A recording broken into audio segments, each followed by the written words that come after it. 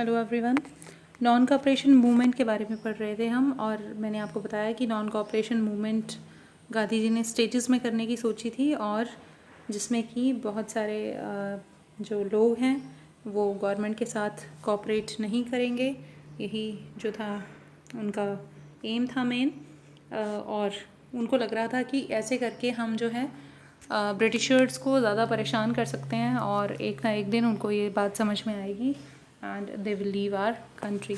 तो नेक्स्ट हम टॉपिक जो है वो है differing strands within the movement, यानी मूवमेंट जो है अलग अलग एरियाज़ में, अलग अलग मैं कहूँ पार्ट्स ऑफ इंडिया में किस तरह से फ्लरिश हुआ, किस तरह से डेवलप हुआ, वो हम इस पैराग्राफ में डिस्कस करेंगे।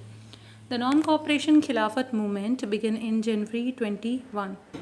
Various social group participated in the movement, each with its own specific aspiration. All of them responded to call of Swaraj, but the term meant different things to different people. Non cooperation खिलाफत movement start हुआ 1921 में, जनवरी 1921 को non cooperation खिलाफत movement शुरू हुआ। और कहता है कि अलग अलग ग्रुप्स ने अलग अलग उनके एम थे इस मूवमेंट में पार्टिसिपेट करने के लिए। अलग अलग परेशानी थी लोगों को, और वो अपनी परेशानियों को दूर करना चाह रहे थे थ्रू दैट मूवमेंट। तो फर्स्ट हम पढ़ेंगे the movement in the towns. The movement stands with middle class participation in the cities. Thousands of students left government controlled school and colleges. Headmasters and teachers resigned. The lawyer gave up their legal practices. The council election were boycotted in most provinces except Madras, where the Justice Party, the party of the known Brahmins, felt that entering the council was one of the way of gaining some power. Sometime that usually only Brahmins had access to.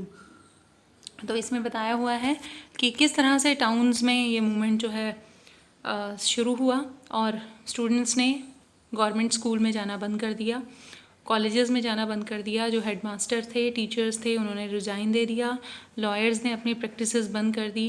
उसके बाद जो council के election थे वो भी boycott हुए।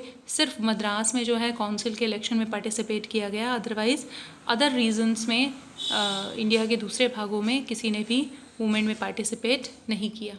The effect of non cooperation on the economic front were more dramatic. Foreign goods were boycotted, liquor shops picketed. तो ये पिकेटेड क्या होता है? फॉरेन गुड्स यानी विदेशी जितनी भी चीज़ें थी उनका बॉयकॉट हुआ, उनका इस्तेमाल करने से मना कर दिया इंडियंस ने। और लीकर शॉप्स जो थी, जो शराब की दुकानें थी या नशे की जो जितनी भी शॉप्स थी, उनको पिकेटेड किया गया। It is a form of demonstration के अपना गुस्सा दिखाने का एक ढंग था ये। पिकेटेड क्या होता है कि अगर हम किसी जगह को ब्लॉक कर दें, उसको सील कर दें और वहाँ की एंट्रेंस को, तो हम उसको पिकेटेड कहते हैं। And the foreign clothes burned in huge bonfire. और जितना भी विदेशी कपड़ा जहाँ से जिसको मिला तो उन्होंने क्या किया, उसको आग लगा दी। The important foreign clothes halved between 21 and 1922। अगर हम 1921 से 1922 की बात करें तो फॉरेन क्लोथ का जो इम्पोर्ट था वो लगभग हाफ हो गया था।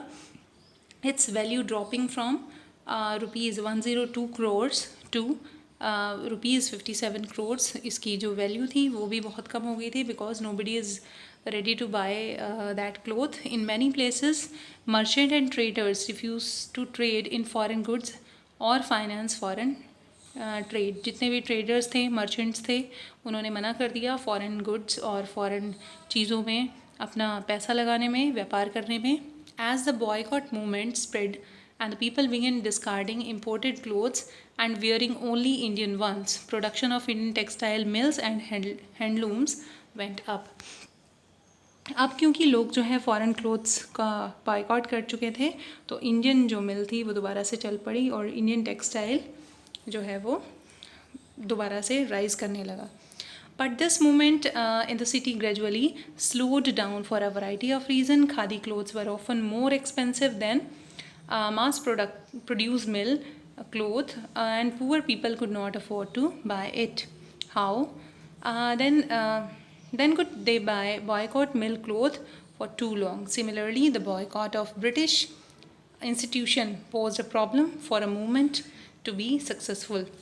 alternative Indian institution had to be set up for so that they could be used in the place of British one.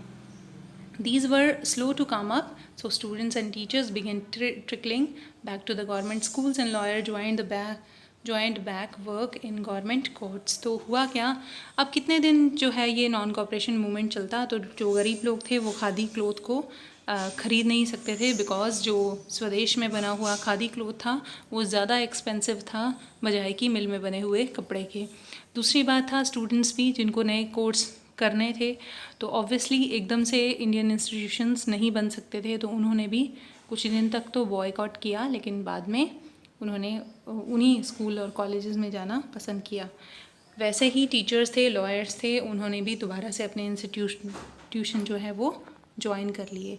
तो ये तो था नॉन कॉपरेशन मूवमेंट, और धीरे धीरे आपने देखा कि ये कैसे स्लो डाउन पड़ गया, और स्लो डाउन पड़ने की वजह से ही ये जो मूवमेंट है दोबारा से वापस लेना पड़ा। अब नेक्स्ट हम टॉपिक पढ़ेंगे rebellion in the country side, वो हम नेक्स्ट पार्ट में करेंगे। Thank you very much.